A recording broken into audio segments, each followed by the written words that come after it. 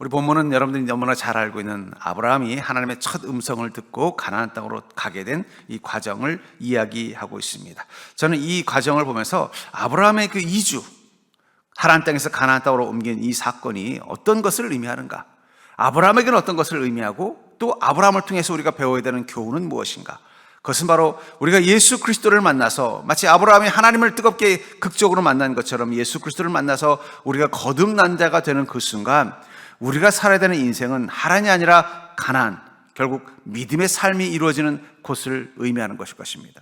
아브라함의 가나안이라는 것은 그냥 양을 키우고 농사짓기 좋은, 살기 좋은 땅이 아니라 바로 하나님을 온전히 믿을 수 있는 믿음의 땅이며 하나님을 뜨겁게 만나는 복된 땅이며 하나님의 권능을 경험하는 복된 자리입니다. 하란 땅과 가나안 땅을 아브라함의 입장에서 관점에서 바라본다면 가장 결정적인 차이는 바로 그 가나안 땅에는 하나님의 권능이 임했다는 것입니다. 우리가 이 땅 가운데 살면서 믿음으로 살 때 가장 결정적인 차이는 우리가 믿음으로 살아가는 그 순간 우리가 경험하는 인생은 바로 하나님의 권능을 경험하는 인생으로 바뀌게 되는 것입니다.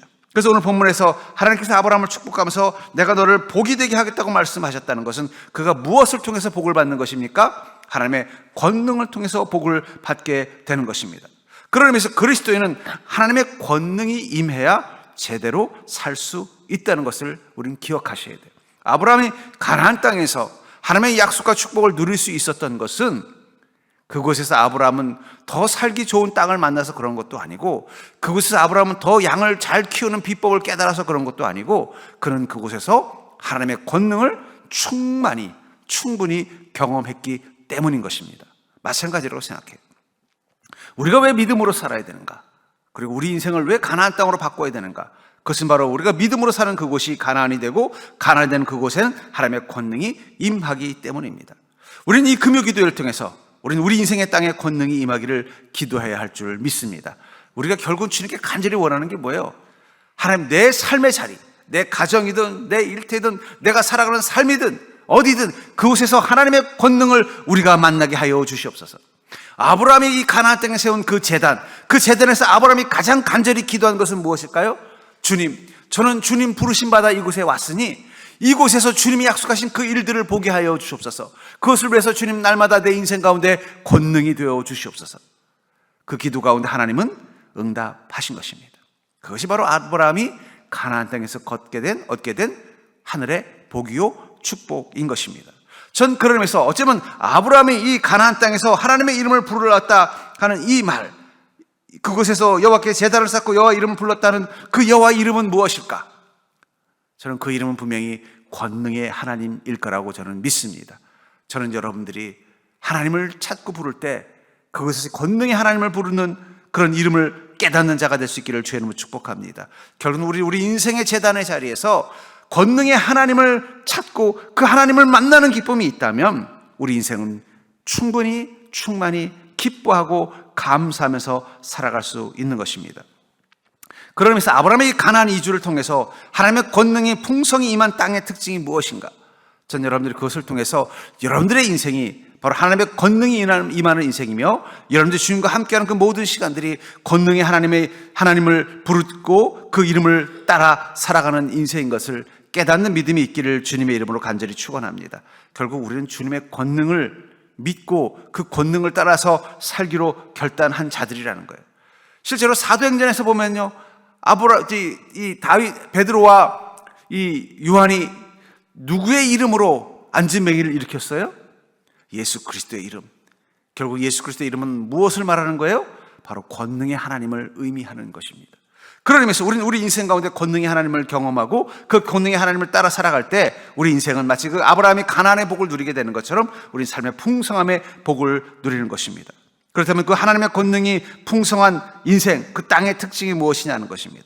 먼저 우리가 알 수 있는 것은 바로 하나님의 권능이 경험되는 삶이 바로 하나님의 권능이 풍성한 땅이라는 것입니다. 여러분, 우리 인생 가운데 하나님의 권능이 경험되는 삶을 살아야 할 줄 믿습니다.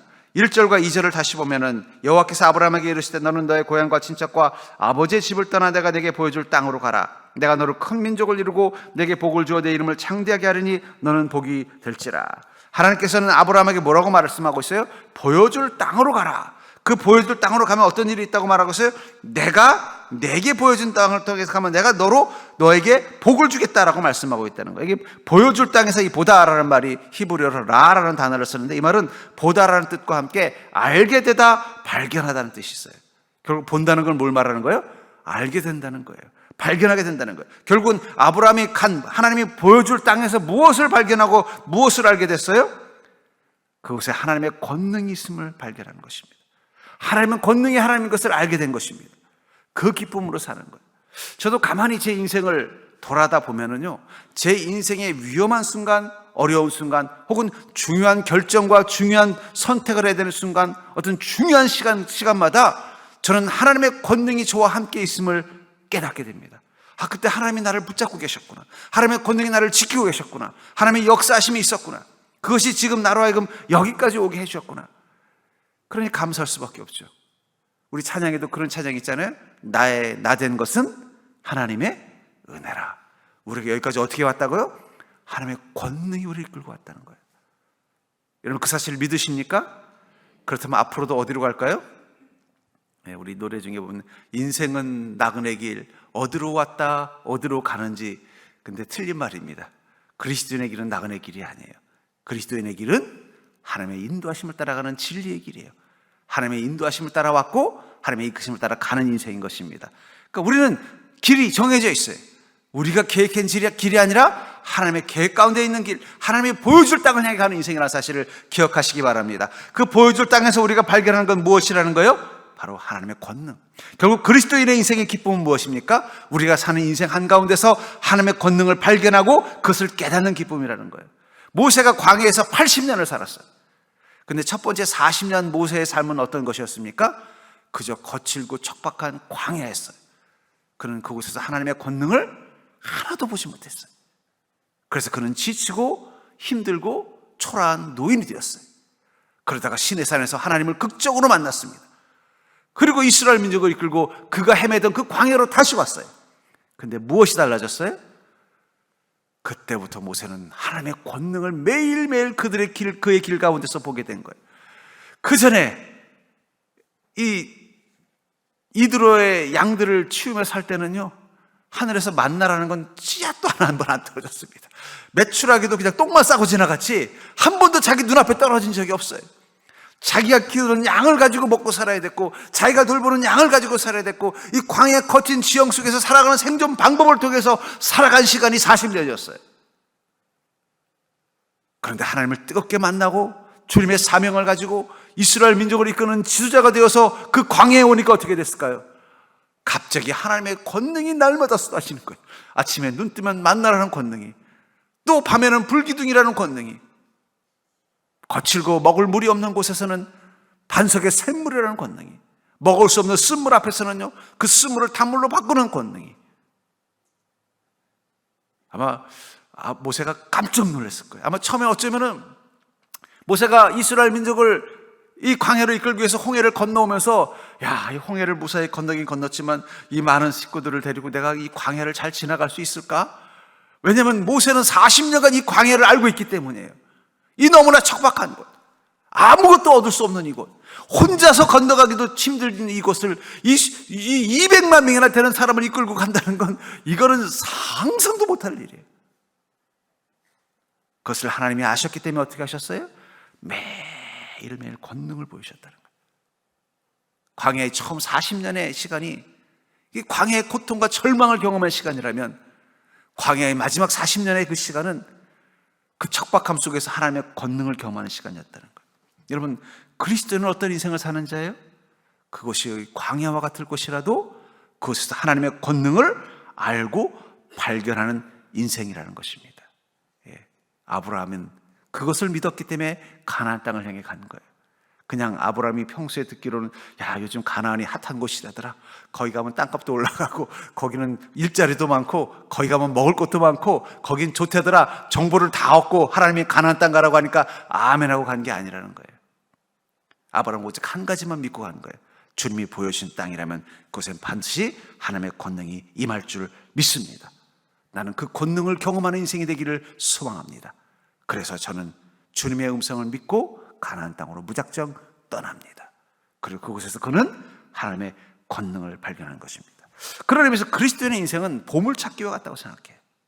이런 보물은 숨겨져 있지만 반드시 있는 것입니다.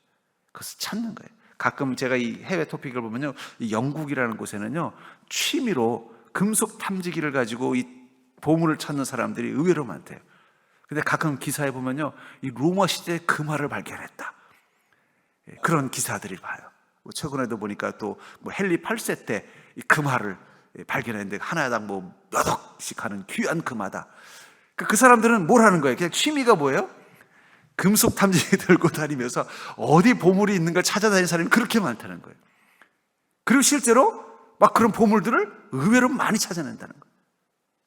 저는 어쩌면 믿으면 바로 그 금속 탐지기 같은 게 아닐까 몰라요.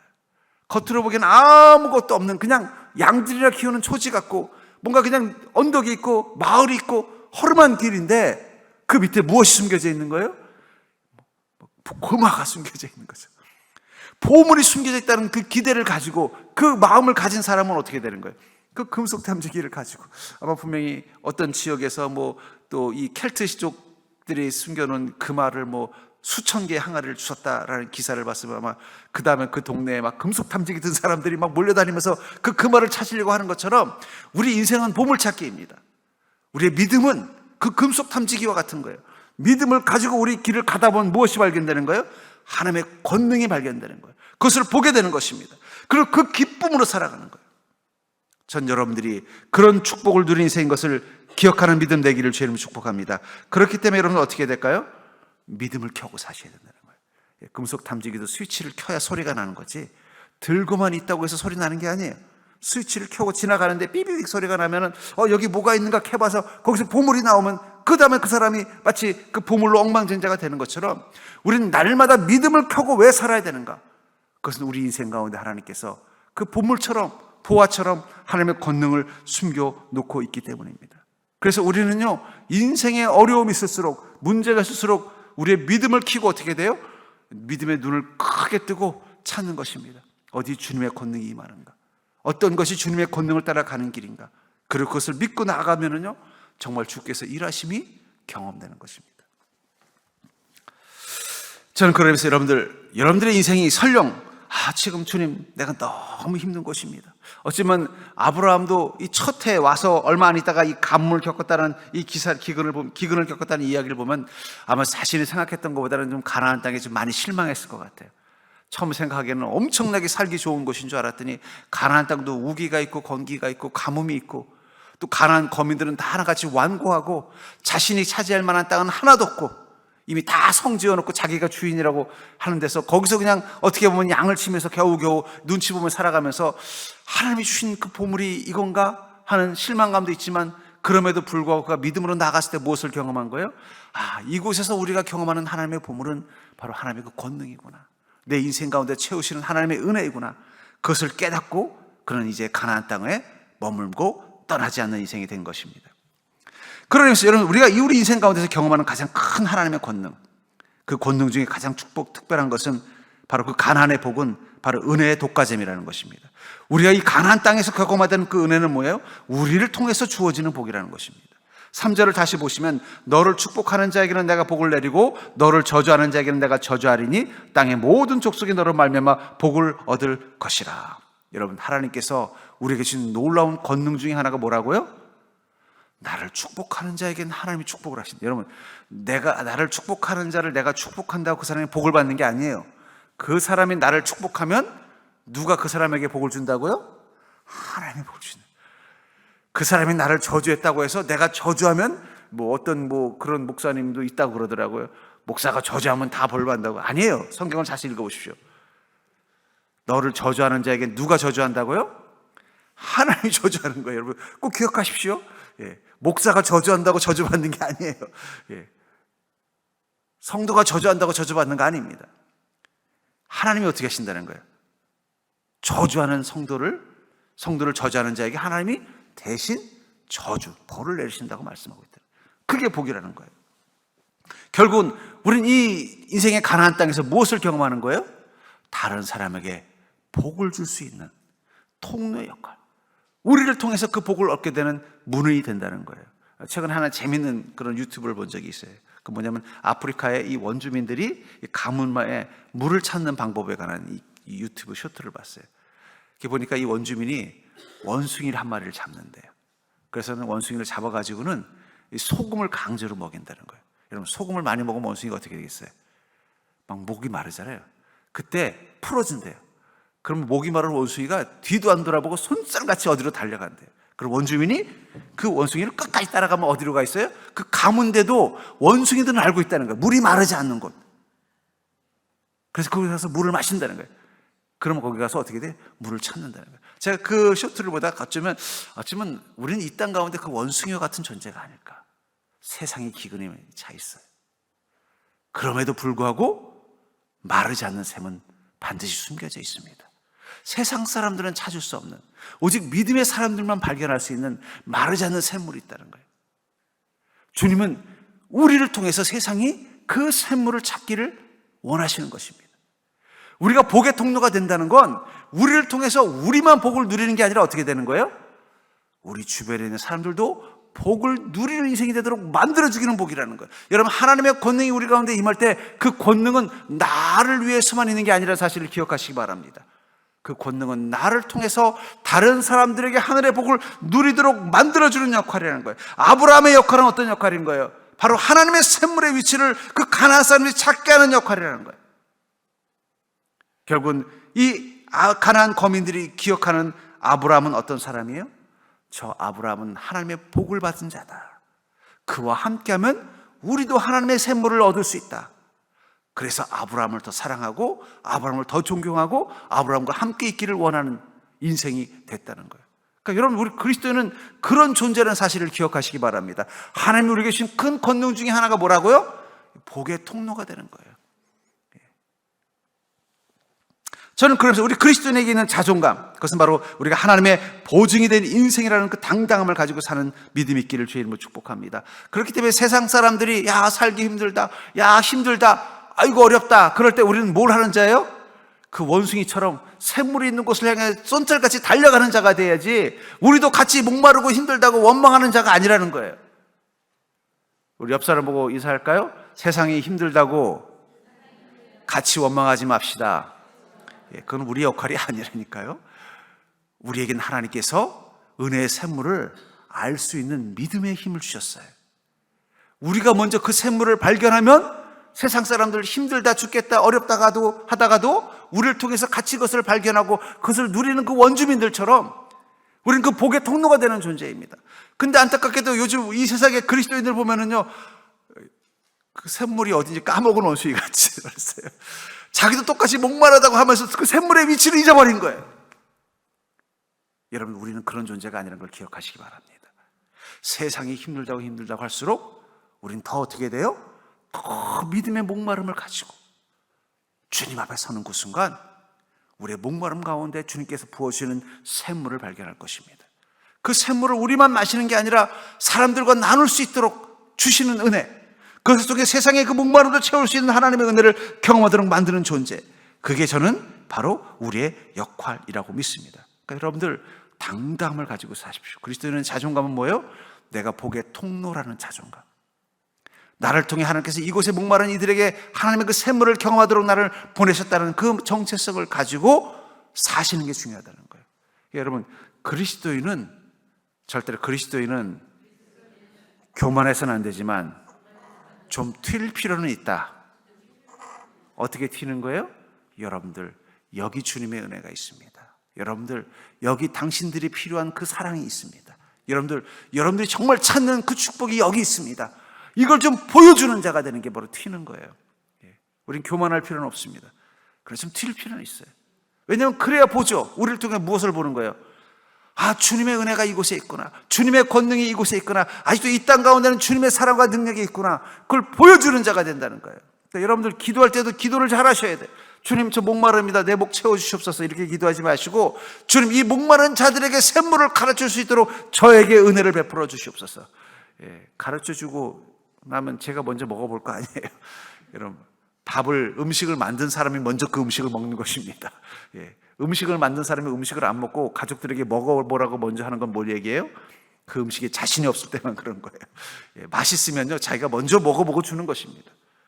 우리가 세상에 여기 하나님의 은혜가 있습니다. 여기 하나님의 권능이 있습니다. 여기 하나님의 약속이 있습니다. 여기 하나님의 축복이 있습니다. 그것들을 증거하고 증명하기 위해서 나를 부르셨다면 우리가 그 믿음 가지고 기도하십시오.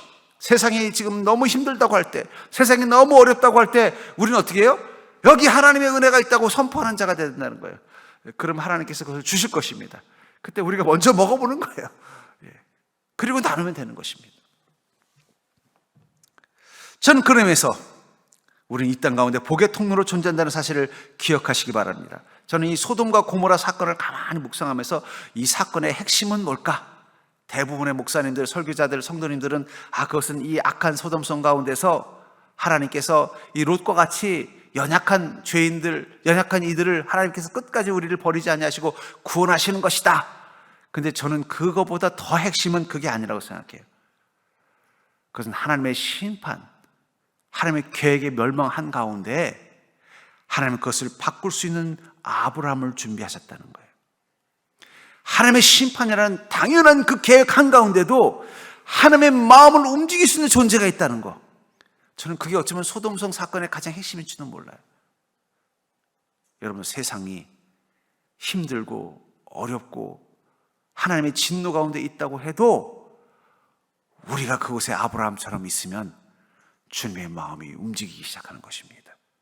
우리는 그런 존재라는 거예요. 주님의 마음을 움직일 수 있는 존재. 여러분, 어떤 액션 영화나 이런 무슨 이렇게 어떤 첩보 영화 보면은요, 꼭 악당들이 제일 많이 쓰는 게 뭐예요? 핵미사일을 발사하는 것입니다. 그럼 이 미사일이 발사되면 지구의 멸망이 오는 거예요. 근데 이 미사일을 발사된 이 지구의 멸망을 막을 수 있는 마지막 방법은 뭐예요? 바로 그 미사일을 발사하는 그 가방 속에 보면은 비상 버튼이 있어요. 이거를 누르기만 하면은 아무리 핵미사일을 따갔다가도 터지지 않고 그냥 고철덩어리로 바뀌는 거예요. 그래서 주인공은 어떻게 돼요? 악당과 싸워서 그 비밀번호 알아내서 마지막 1초, 2초 전에 그 스위치를 딱 누르면 어떻게 돼요? 핵폭탄이 터지지 않고 세상은 평화가 하고 악당은 멸망하지 않습니까? 저는 그 장면을 볼 때마다 어쩌면 우리가 바로 그 미사일 같은 존재, 그 스위치 같은 존재가 아닐까. 하나님의 심판, 그 계획 한가운데 주님이 우리를 아브라함처럼 부르신 것입니다. 우리가 아브라함과 같은 믿음 가지고 주님 앞에 무릎 꿇고, 주님, 이 소돔 성과 같은 곳에 의인 10명만 있어도 주님 어떻게 하시겠습니까? 주님의 마음을 움직이는 자. 어쩌면 이 세상에 그 고통이 계속되는 것, 그것은 세상 사람들이 소돔 사람처럼 악해서만은 아닐 수도 있어요. 어쩌면 우리가 아브라함과 같은 믿음으로 주님을 움직일 수 있는 그 믿음, 주님의 그 계획, 그 권능이 심판이 아니라 축복으로 바꿀 수 있는 그 아브라함의 믿음, 우리가 그 믿음을 가지고 이 가나안 땅에 머물고 있는 자가 되어서 그런 건 아닌가 하는 생각이 듭니다. 그러니까 여러분들, 우리는 어떤 존재라고요? 절대로 우리는 지구 멸망도 막을 수 있는 존재다. 여러분, 이 땅의 모든 그리스도인들이 아브라함과 같은 믿음 가지고 하나님 앞에, 주님, 의인 10명만 있어도 어떻게 하겠습니까? 라는 그 간절함을 가지고 이 땅을 위해서 기도할 수 있다면 하나님은 그 마음을 움직이시는 거예요. 왜 예수님께서는 심판이 곧 오리라 말씀하셨는데 아직도 안 왔을까요? 물론 하늘나라에서는 하루가 1000년 같기도 하지만, 저는 그것도 있지만 주님의 마음을 움직이는 자들이 이 땅 가운데 아직도 있기 때문이라고 저는 믿습니다. 근데 요즘 조금 걱정이 돼요. 아브라함은 점점 안 보이고 자꾸 롯만 보여요. 롯만. 주님 마음을 못 움직이는 믿음 가진 이들만 보이고 자꾸 아브라함이 사라지고 있다는 거예요. 저는 그래서 여러분들, 이 강박하고 어렵고 힘든 이 땅일수록 내가 복의 근원이 되는 존재라는 것을 깨닫고, 주님이 나를 그것을 위해서 부르신 존재라는 사실을 깨닫고, 이곳에서 더 간절히 주님의 은혜를 구하며 주님의 그 자비하심을 구하는 믿음 될 수 있기를 주의 이름으로 축복합니다. 우리는 그런 존재라는 생각을 가지고 이 땅의 절망 앞에 같이 절망하시면 안 되고요, 우리는 이 땅의 절망 앞에 주님께 기도하는 자가 되야 됩니다. 이 땅의 죄 앞에서 같이 흔들리는 자가 되면 안 돼요. 우리는 그럴수록 더 믿음과 말씀 가운데 세워져서 주님 앞에 아브라함과 같은 믿음으로 서는 자가 되어야 할 줄 믿습니다. 세 번째로 아브라함의 가나안 이주를 통해서 본 하나님의 권능이 풍성한 땅의 특징은 바로 그런 의미에서 믿음은 하나님의 권능이 임하는 그릇이라는 거예요. 결국 믿음은 뭐라는 거예요? 하나님의 권능이 임하는 그릇이라는 것입니다. 7절과 8절을 보시면 너희는 마음을 강하게 하며 담대히 하고 여호와께서 아브라함에게 나타나 이르시되 내가 이 땅을 내 자손에게 주리라 하신지라 자기에게 나타나신 여호와께 그가 그곳에서 제단을 쌓고 거기서 베델 동쪽 산으로 옮겨 장막을 치니 서쪽은 베델이요 동쪽은 아이라 그가 그곳에서 여호와께 제단을 쌓고 여호와 이름을 부르더니 아브라함이 어떻게 했다는 거예요? 가나안 땅으로 들어가서 그곳에 제단을 쌓았다는 거예요. 그것도 한 곳이 아니라 여기저기 제단을 쌓으면서 계속 이주했다고 말하고 있어요. 그러면서 그곳에서 여호와 이름을 불렀다. 결국 아브라함이 이 가나안으로 이주한 이후 가나안 땅에 달라진 점이 뭘까요? 갑자기 그 셈족의 사람들이 와가지고 여기저기서 양치고 다니되 이게 아니라 갑자기 곳곳에 무엇이 생긴 거예요? 제단이 생긴 거예요. 아마 가나안 거민의 입장에서 한번 생각해 볼 거예요. 갑자기 그 셈족, 하란 땅에서 이주한 셈족이 양을 끌고 여기저기 다니면서 양을 치길래 뭐 어차피 들녘에서 양 치는 건데 뭐 덕분에 또 우리도 양 고기도 좀 싸게 얻어 먹고 양 가죽도 우리도 필요할 때 공급받을 수 있으니까 좋네. 그래서 허락했는데 보니까 아브라함이 지나가는 곳마다 뭐가 세워졌어요? 돌로 제단이 쌓여져. 이게 뭐야? 처음엔 그들이 그것을 궁금해했을 거예요. 그다가 점점 아브라함을 관찰해 보니까 깨닫게 됐습니다. 그게 바로 하나님께 예배와 제사를 드리는 곳이었고 그것에서 하나님의 이름을 부르기 시작했다는 거예요. 여러분 제단의 목적은 뭐예요? 하나님이 임재하는 곳입니다. 그래서 야곱이 베델에서 하나님을 만나잖아요.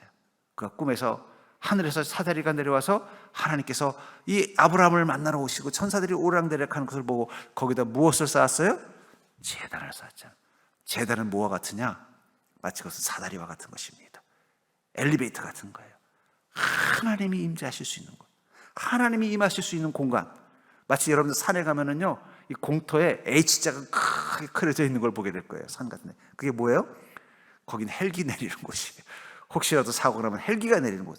그게 있어야 조난 당했을 때 이 조난 당한 사람을 구해줄 수 있는 것처럼 제단은 바로 그런 곳과 같은 거예요. 저는 가끔씩 이 땅에 교회들이 여러 가지 위기가 있고 세상 사람들이 너무 악해지고 힘들어진다고 하지만 우리 교회, 우리나라 시골 구석구석 갈 때마다 야 이런 조그만 시골에도 저렇게 멋진 교회가 있네. 리단이 이 별로 아무것도 마을도 집도 몇 채 없는데 교회가 예쁘게 세워져 있는 걸 보는 때마다 제 마음속에 기쁨이 있어요.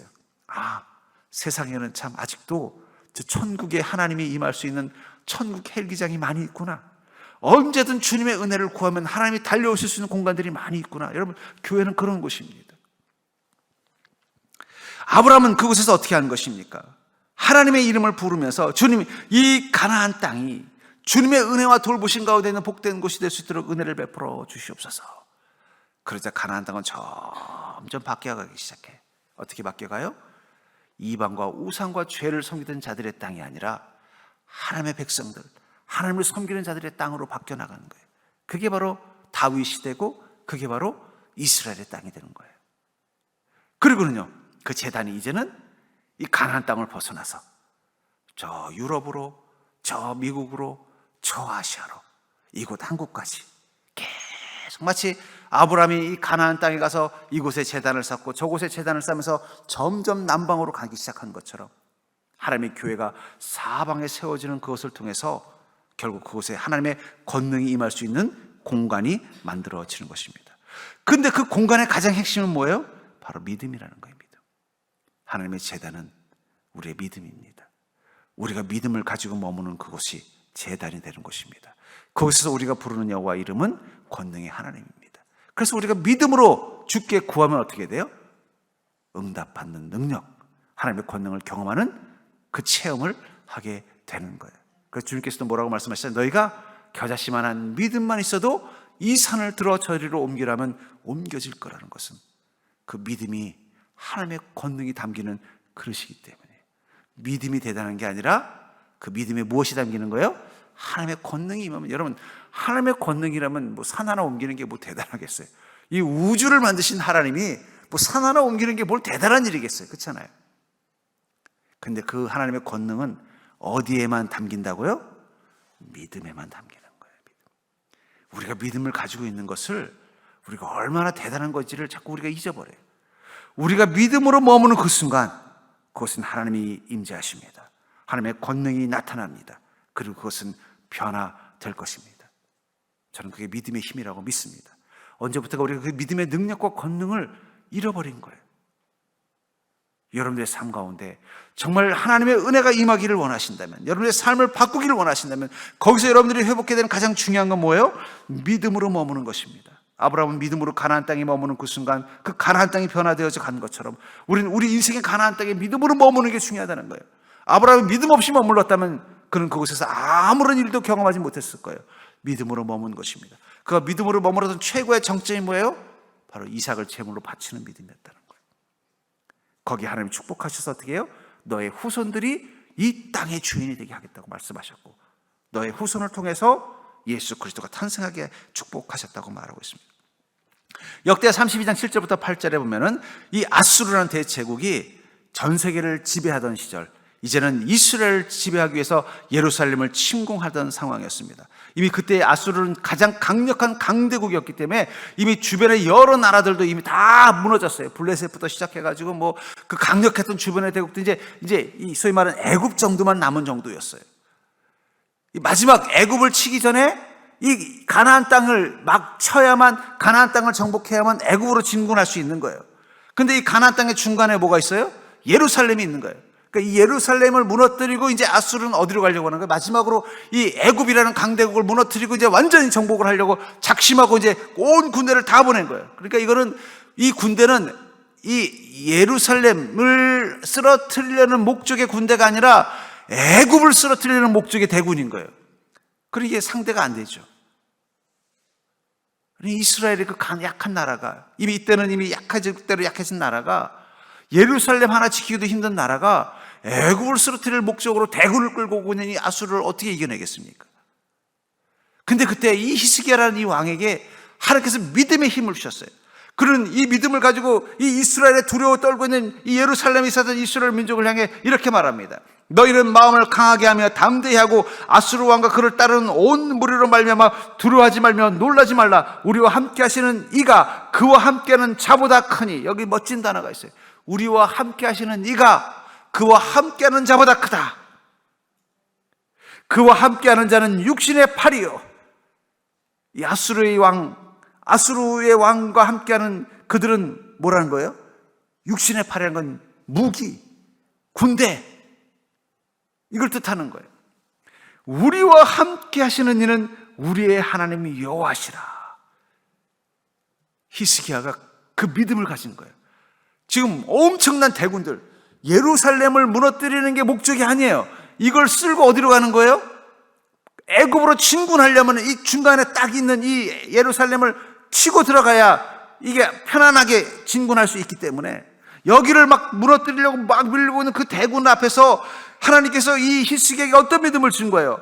우리와 함께 하시는 이가 그와 함께하는 자보다 크다고 선포하게 했다는 거예요. 그들이 가지고 있는 육신의 팔, 무기, 이 세상의 권능, 그것들보다 우리와 함께 하시는 이, 우리의 하나님이 여호와시라. 반드시 우리를 도우시고 우리를 대신하여 싸우시리라 하매 백성이 유대왕 히스기야 말로 말미암아 안심하니라. 근데 그 믿음이 히스기야에만 멈춰 있었던 것이 아니라 누구의 마음 가운데도 있었다는 거예요? 백성들의 마음 가운데도 함께 있었다는 거예요.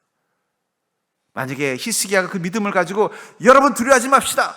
이 아수르의 대군이 엄청난 건 맞지만 그러나 우리와 함께 하신 하나님이 더 크고 강하십니다. 나는 그것을 믿습니다. 했을 때 그 사람들이 뭔 소리 하십니까? 지금 얼마나 많은 나라들이 그 아수르 대군에서 무너졌는데 빨리 항복할 생각을 해야지 무슨 하나님입니까? 이랬으면 어떻게 됐을까요? 아마 히스기야는 살아남았겠지만 거기 있었던 그 백성들은 다 아수르의 군대에서 죽임당하도록 하나님께서 안 돌보셨을 거예요. 근데 그들도 어떻게 했다는 거예요? 유다왕 히스기야의 말로 말미암아 안심하니라. 안심했다는 건 뭐예요? 믿습니다. 그렇습니다. 내가 잠시 까먹고 두려워했습니다. 세상이라는 이 아수르의 그 강한 팔을 보니까 겁에 질렸었는데, 그렇죠, 내가 깜빡했네요. 내 안에 믿음이 있었죠. 바로 이 세상에 있는 이들보다 나와 함께하는 그 하나님이 더 크시다는 사실을 내가 까먹었습니다. 그것을 깨닫게 해주셔서 감사합니다. 기억나게 해주셔서 감사합니다. 아멘. 그렇습니다. 우리와 함께 하시는 그 하나님이 더 크십니다. 그 선포를 하는 그 순간 그 강력한 군대가 꼼짝꺼쩌지 못하고 결국은 후퇴할 수밖에 없었다는 거예요. 누가 하신 거예요? 하나님이 하신 것입니다. 여러분, 믿음이 무엇일까요?